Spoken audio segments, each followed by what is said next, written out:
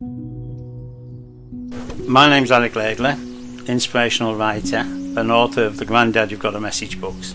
It just strikes me as today strange that sometimes you think you're seeing the light at the end of the tunnel and suddenly, bang, it's not the light at the end of the tunnel and your train hits the buffers. That's how I felt 9 years ago when I sat by my wife in a bed.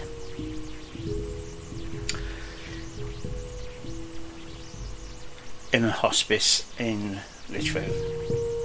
The night that I held her hand and I told her it was time to go, because she'd come to the end of her road. There was nowhere else for her to go, and so she passed into that deep sleep. This was not a good time for me. Believe you me, I'd never been happier in my life to be with someone who I love so much and I'd have to let her go.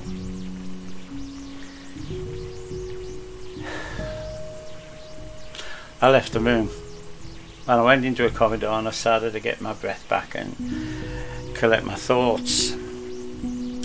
Went back into the room with her and sat by the side of the bed and put my hands on the bed, and her hand took hold of my thumb.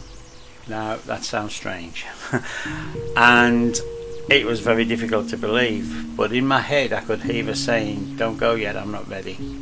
Don't go." And so I sat with her for another half hour before joining the children in the next room.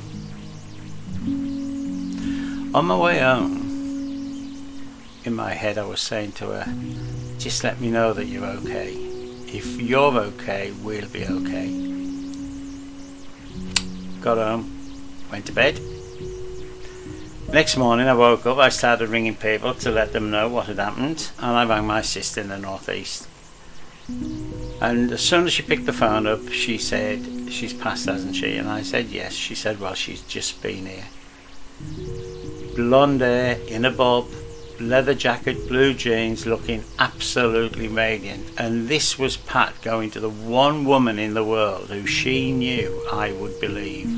I would believe Scary Ann, my sister, because she was 100% honest, 100% truth.